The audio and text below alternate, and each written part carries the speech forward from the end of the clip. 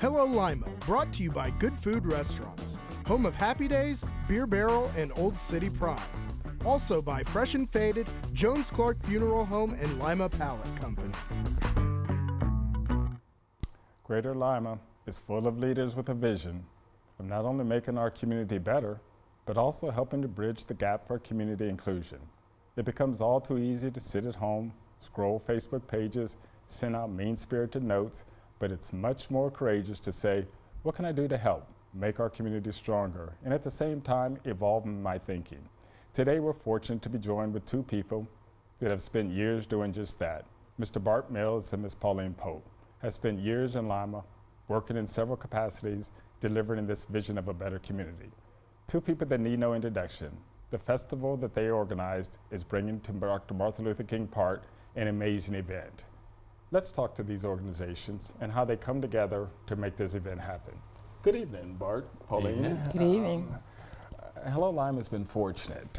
We've had people from a national perspective on the show. We've had state Supreme Court, but the emphasis on Hello Lima is always about events and people that are making Lima a stronger community and improving on the quality of life. And so I'm excited to have this show today. It's always fun to bring things that I think are important to our community. Before we talk about the Juneteenth celebration festival, I want to hear a little bit about, Bart, you've been doing this as long as I can remember. You're kind of wearing a few hats, but at the end, you've always had the arts in your heart. What drives you and why is it so important to you, Bart? Well, it's just, to me, it was the natural tool for doing a lot of the things that I like to do. I started off as, I'm a local boy. I grew up, born and raised here. I started off in music. I got my undergraduate degree in music education, and then did a graduate program, then came back to work at the Lima News. And so I spent a lot of time there, but I was always in different groups. I liked music. I listened to a lot of that. I hung around the arts community. And so years later, when they asked me to join the Arts Council board, and eventually the director left and they asked me to take that job, I ended up with that job, and I've had that job in one form or another for the last 20 years. Think about that, Bart. 20 years of working with the arts. The arts is important, and people talk about Lima and what's going on in Lima. There's nothing to do. You have been making things happen since the Jazz Festival, the blues, the Memorial Hall. They're important to you. Yeah, it's important to a community. I mean, we know that we judge communities a lot of the time based on sort of the structure around it, and we talk about the things that keep our kids in the community. And we talk about jobs, we talk about housing, we talk about all those primary things. Right, Bart. But the reality of it is that kids stick around, especially those young professionals. Yes. They stick around, they come back because of the sort of animation of the community. They need a community that's got a lot going on, that feels vibrant, and the arts are the best way to do that. And doing that, Bart, requires you to be kind of diversified in your way of thinking, from all the genre of music, from all the different things. Do you keep that? I mean, is that something that you just naturally do, or how have you been able to do it all these years? Well, I'd argue I like to think that I'm that way, but the reality of it is we need a lot of opinions at the table, because again, I've made the joke for a lot of years that it's probably not right to have middle-aged white guys making all the musical decisions for this town. Then I became a middle-aged white guy, and my opinion about that changed some. But the reality of it is, we need people at the table, so we need diverse voices to be able to tell us what's cool. We were just talking about rap. Right. I'm 53. I don't know anything about rap. You know? So but we realize that is now commonplace in our community, and that is a piece of the pie that we need to include for the kids to be at our events. And so we need to do that. The issue is I can't pick out the band, so I need somebody on the board and my committees who can. They can, but that's a great way of thinking, Bart. And that brings me over to you, Pauline. When you talk about the importance of communities coming together for the enrichment of the better whole, AKA has been a leader in that. AKA has been doing things for years to help support not only the minority community, the black community, but certainly the community as a whole. Give me some idea, Pauline. You're the chair of the AKA. How have you guys been so instrumental in making these things happen in Lima, and where do you see it going from here? Well, I think one of the things that have inspired us, we as a membership, there are some of us that are local, but very few. Most of us came to this community from other areas. Right. And we knew what quality of life was like where we came from. We moved here from Atlanta. And when my husband said we was moving to Lima, I pulled out the map and said, where is it? Mm-hmm. Knowing what Atlanta had to offer, and we moved here in the late 70s. Originally an educator, right, Pauline? Oh, I've had the whole gamut, Jerome. I've been personnel director. I mostly worked in education, yes, but I've also worked with kids who had issues, families that were difficult. I worked inner city New York. Having worked inner city New York, I was given the opportunity to utilize some of the resources in the community, which was phenomenal opportunities for kids and for families. Right. So I also worked Appalachian region of Georgia. Having been there were resources that we could utilize because it was a connectiveness between your resources and what you had to offer. You brought that strength back to Lima, though, Pauline, and things what AK's been doing in Lima. Everybody knows about the MLK breakfast, if I can use these acronyms, but you guys have done more. You guys are continuing to make this community a place where people are getting stronger as families and as kids. That's our intent, and as I was just sharing with you, our programs are established on any number of people just see us as local. But we are part of an international organization. What makes the world work? What is important for all of you, for all of us, to respect each other, to care about each other, and want to make this a better place to live, not only for ourselves, for our kids, and for our communities. And that's important to us. Right. Our programs are established by a board of directorate. Right. And the president of our organization right now is the president of Tennessee State University, and she is probably one of the most qualified minority women you've ever laid eyes on. She has a law degree, she has a CPA. Right. If you name it, she has it, and she holds our feet to the fire. When you come to the table, make it feasible, economic for families in your area. People don't have skills for jobs. Where are the problems? Is it education? Right. Is it socially? So we're giving that charge to help resolve. And I think that's important as we talk about the arts and we talk about collaboration and organizations and agencies coming together. We're going to get to the Juneteenth celebration festival a little while later, but can I toot your horn before I go back to Bart? Go right ahead. I mean, that's a lot of scholarships I've heard you guys gave away this week. That's a lot of impacting a lot of lives. We are so proud. This is the highest number of scholarships that we've been able to give after all the expenses for the Martin Luther King breakfast. The scholarship committee gave out 11 $1,000 scholarships. And go back, after the expenses of the MLK breakfast, all that money went to scholarships. See, that's fascinating. Every dime. And we looked at kids. Our scholarship committee looked at kids who were academically strong. We had kids we gave scholarships that had over a 4.0 average. We had kids who had economic needs. If we hadn't given them that $1,000, they would have struggled even more trying to get an education. Trying to get to that next level. Trying to get to that next level. Here, some of them are staying local, Bart. Yeah, those are the kids that she's helping are the same kind of kids that you're going to need, and young people, I call them today, to help grow the arts. Follow me? Us old people need to move aside. Exactly. So Bart, how does that help impact Allen County when you have the young people that AKA helps to keep in this community? Yeah, not only keep, but the ones that go away and come back, or even frankly the expats that we can snag for different programs that want to come back and contribute to this community. That's the only way we're going to grow. We need the influence of another generation, and we need leadership from that generation. Yes. They've got to step up now. We also, as that older generation, we got to get out of the way a little bit. If I ask a young person to do work for me, I got to stay off their back. I got to let them do the work, but in the same sense, they got to do it, or I'm gonna have a little stroke. Because a lot of times working with people, if they don't work at the same schedule you do, it can be maddening. But I had the pleasure of hearing some of the scholarship applicants that Pauline's agency touched, and they were some bright young people, Bart, that can make a difference if they get to the point where they're comfortable in their environment. Right. So when they come over and I think you've been doing things like the jazz on the rooftop, and you've been doing things to say Memorial Hall. those are the types of programs, Pauline, that are going to make those kids say, hey, how can I get involved, and how does this affect my life going forward?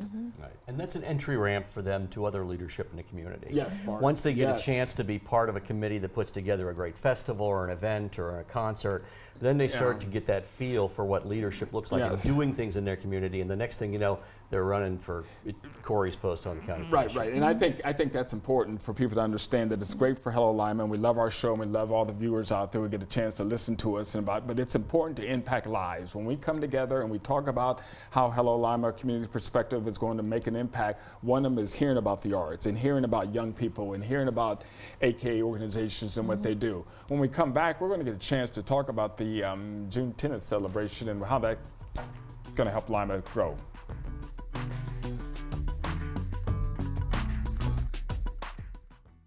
We at Lima Pallet Company thank you, Lima. In 1977, we started a small family business, and today we continue to grow. Lima Pallet is a full-service pallet and crate provider. Every customer is unique, which is why we build pallets and crates to our customers' specific requirements. Because we have our own fleet of trucks, we're able to provide customers with on-time, same-day, and 24-hour emergency deliveries. Coming together is the beginning, keeping it together is progress, and working together is success. Let's continue to succeed. The loss of a loved one can leave you with a lot of unanswered questions, feelings of stress and anxiety, and grief that makes events difficult to handle. The experienced funeral directors at Jones Clark Funeral Home will guide you through the aspects of the funeral service with compassion, dignity, and respect. Our staff of dedicated professionals is available to assist you in making funeral service arrangements. The funeral directors at Jones Clark Funeral Home provide individualized funeral services designed to meet the needs of each family. Call us today to pre-plan your funeral. Welcome back, Lima. It certainly has been a pleasure listening to two leaders in the Lima community talk about the arts and the AKA, but now we get to the point of why we're here. Juneteenth, this festival that you guys are going to put on in Dr. Martin Luther King Park. And I look at you two, and I know you guys from a historical perspective, so I know how you guys came together, but if people out in the viewing audience aren't sure how AKA and the arts, how did this happen? Tell me about it. Bart, let's start with you. Tell me.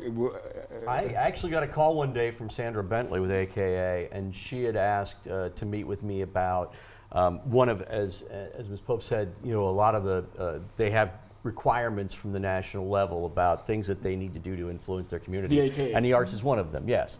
And so she wanted to meet with me about how they could be engaged in the arts in a meaningful way in the community.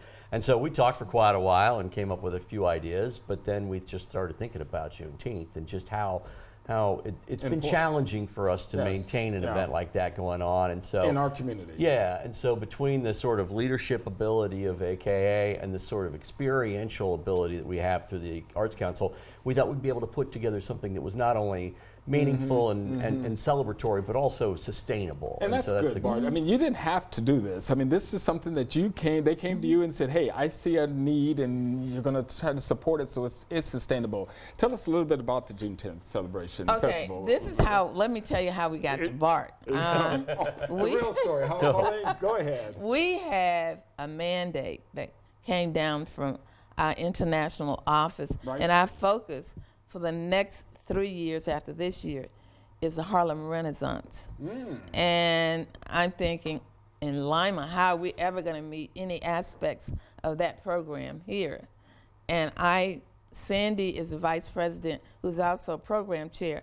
I said, call Bart Mills, call the Art Council and see what leads he can give us in trying to get that accomplished for our chapter in this community. We're grateful. Bart, without hesitation, came on board. He's been supportive. I mean, he worked right along beside us as if he was a member of our group, and we tell him all the time how grateful we are.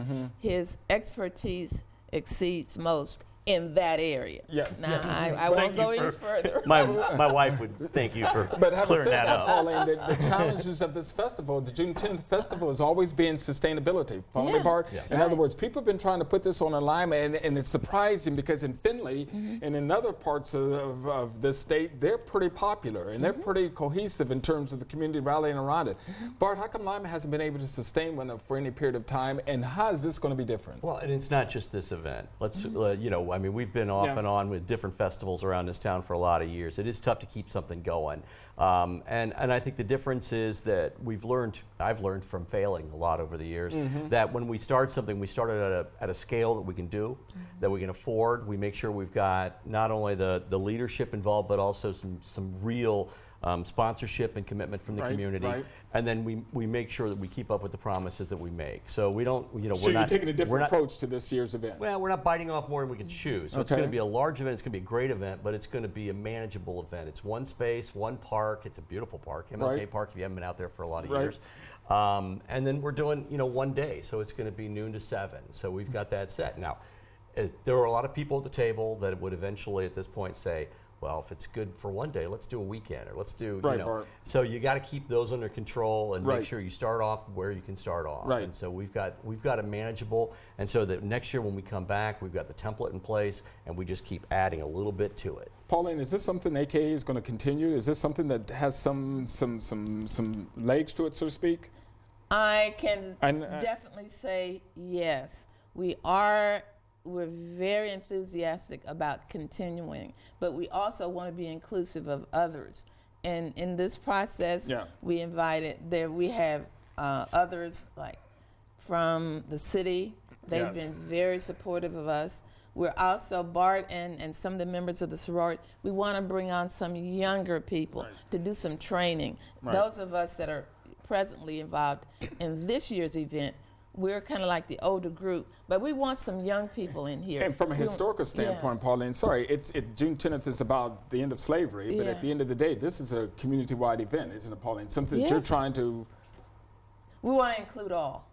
It's very inclusive. And it's going to support everybody coming together that's going to look like a representation of the city. Right. It's what the population looks like in this town, and we want them to bring their lawn chairs. And if they haven't been exposed to some of the genre that we are going to provide, it will be a learning lesson on a pat your feet and rub your tummy type event. And Bart, I can say this, having known you for so many years, you're not afraid of the black and white issue when it comes down to that. This is sometimes a Juneteenth looks like a black issue or a black festival, but in reality, it's not. No, we're a community. I mean, we have 25% of the population of Lima, Ohio is African American. So obviously we need arts for everybody, and that means not one program for everybody. That's the challenge we have all the time. We need about 7 or 8 of these festivals around town. And if somebody wants to put on an Asian festival, if somebody wants to put on a Hispanic festival, I'm all in, because that would be great. So this is a great opportunity for us to start, and if it spins off and gives other people ideas, very cool. And when we have these conversations, we like to say at Hello Lima, we have that open dialogue. It doesn't make people uncomfortable. Finley has a black population, Bart, of 2%, I think. And they have a Juneteenth They have a huge festival. Now they got Marathon giving money to anything that they want. But at the end of the day, they come together and they rally for the good of the whole. Follow me, Pauline? It's one of those things that people need to understand, that what's good for a small segment of the community or a segment of the community in general strengthens the whole community. Oh yeah, and when we looked at it from a sorority perspective, my focus was, let's take it to that segment of this community that's underserved. We have, when I was out as an administrator, buildings in that particular area of town. There are kids out there, believe it or not. Park area. Right. They've never been to Myers. And I'm saying to myself, although I have the opportunity for some things and life experience, these kids don't. Let's take it. All they have to do is walk. Or ride a bike. But Pauline, Bart said it right. There's a lot of people that haven't been to Dr. Martin Luther King Park in Lima. Follow me, Bart? And this is a time to go out there. Go ahead, Bart. Yeah, it's a great park. It's a beautiful space. It's an opportunity for people to go out and sort of enjoy it. But also, it's the exact, the thing is, it may be a black-looking festival, but it's exactly the same thing as we would do for any other festival. I've got R&B, I've got ska, I've got, reggae, and spoken word, and we're going to have food, and we're going to have kids games and inflatables, and it's going to be a sunny day, hopefully, and it's going to be beautiful. And it's the exact same thing you do in any other festival. Food, Bart? Food, yeah, we're getting food trucks. Now we're working on getting more. If anybody has one, they'd like to get in touch with me, great. But we're going to have food trucks out there, and just a whole variety, just like you would any other festival. We have health booths, mental health we're really focusing on. the mental health. I think we have. That's going to be available, Pauline? Oh yeah, we have all types screening, blood pressure screening. Come, it'll be a real experience. But I think what you're saying, Pauline, it's not just about running around on inflatables. It's about educating the community, making the community stronger. Right.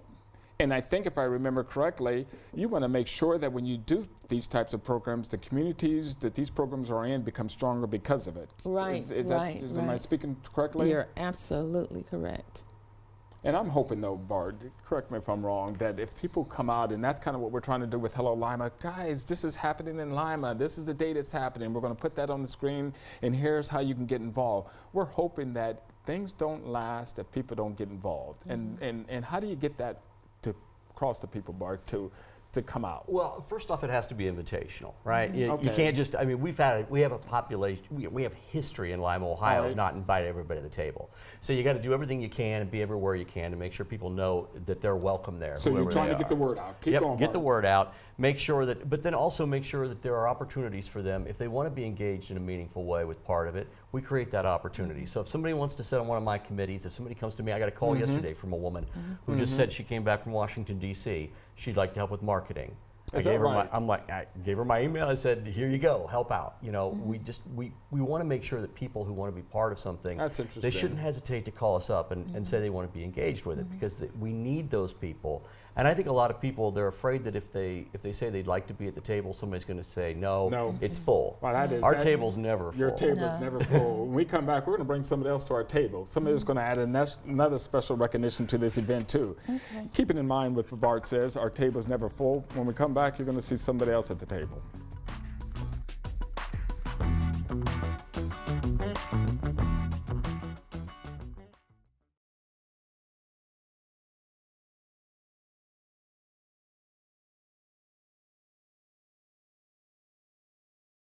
From early in the morning when the Happy Days stores open, turn the grills on, get the coffee turned on. Across town, the beer barrels, there's a lot of prep work that has to be done. Sauces being prepped on the stove. At Old City Prime, everything's from scratch. I think the culture in our company is that we care about our people. And in return, our people care about our customers. Thank you so much to all of our team that's worked for us, and thank you so much to all the communities that we're in for being such great customers. Our barbers and cosmetologists are licensed professionals who specialize in all phases of hair. Whether you are getting a line-up, cut, beard trim, or design, our barbers will help create your unique style. With full-time cosmetologists, also taking appointments and walk-ins from lashes, presses, color, wax to braids, and weaves, Fresh and Faded cosmetologists do it all. Call us for an appointment today.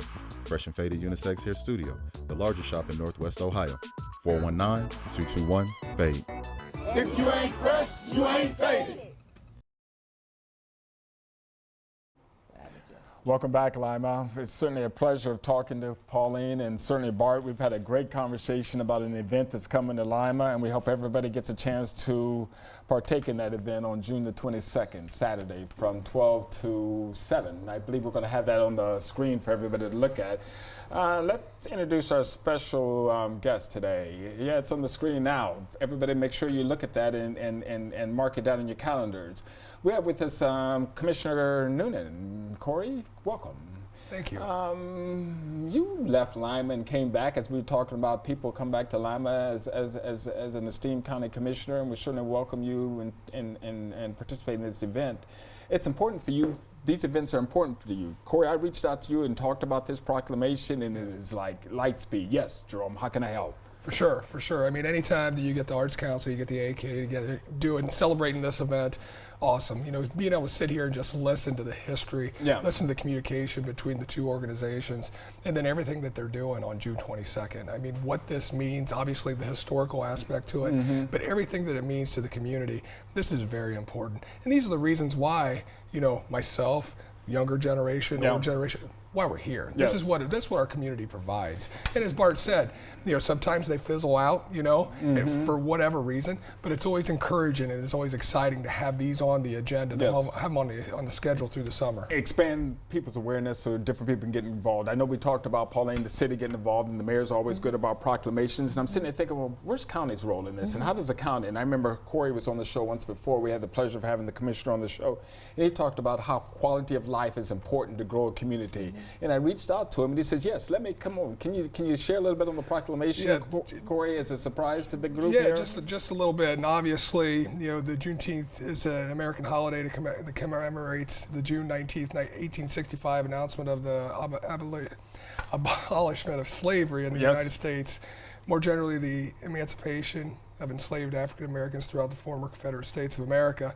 Here in the city, as in many communities across the country, the day has evolved into a celebration. And we, the commissioners, proclaims June 22nd, 2019 as Juneteenth Day, signed by the 3 commissioners. That is fabulous. I appreciate you reaching out, and again, just being able to look into it, but then the communication, the relationship, and the collaboration, this is fantastic. And we hope that proclamation and that kind of input from the county, Pauline, carries weight in terms of it goes forward. And Pauline talked about the city's involvement, and Bart, you talked about corporations. You're looking for corporations sponsorship, not only recognition from agencies like the commissioners, but you guys are looking for companies to get involved. Yeah, absolutely. We've had some really great support from a lot of sponsors in the community and for all of our events, but this is one of those things that it's an easy opportunity for a corporation to get involved with. It's on the screen there right now, Bart, with how companies can get involved and how they can get a hold of you to get involved, right? Because it takes funding, right, Commissioner? It takes funding to make these things work, doesn't it, Pauline? Yes, it does. And we also reached out. We don't want to leave out the Ministerial Association. Yes. We went to churches. Because we know in our culture, I mean, sometimes it comes from the pulpit. We listen a little more intently. Yes. So we have gone to the ministerial group, and we're waiting for feedback to see the amount of involvement. In fact, the person that's over our volunteer for this date is, she works for the city. What's her name? Autumn. Oh, Autumn Swanson, the Neighborhood Association. So someone wants to volunteer that day. Get a hold of Autumn. Get a hold of Autumn. She's over the volunteers. And we have your contacts on screen too, Pauline, that we can get a hold of you if we need to get a hold of you. Barter, go ahead. Find us on Facebook. The easiest thing might be just Juneteenth Lima on Facebook. Look up the event. And people are communicating with me through there sort of perpetually right now. Yes. So I'm getting a lot of email and calls from people with a lot of questions, which is great. Yeah. So we're happy to talk to anybody. And at the end of the day, if people want to get involved, they can certainly look at the faces in this crowd. They need no recognition at this point, need no introduction. These people are looking to help to get involved. And as we close here, we want everybody to know, go to Hello Lima's Facebook page. We're taking a commitment. We're not going to put the commissioner on the spot, but we're going to ask them for funding. We're going to ask my establishment for funding. We're going to look to find ways to make sure that Juneteenth Celebration Festival continues for the long term. And we're hoping that people will understand how important this is to the quality of life in our community and get involved. Hello, Lima. Guys, I certainly appreciate having you here today. This was a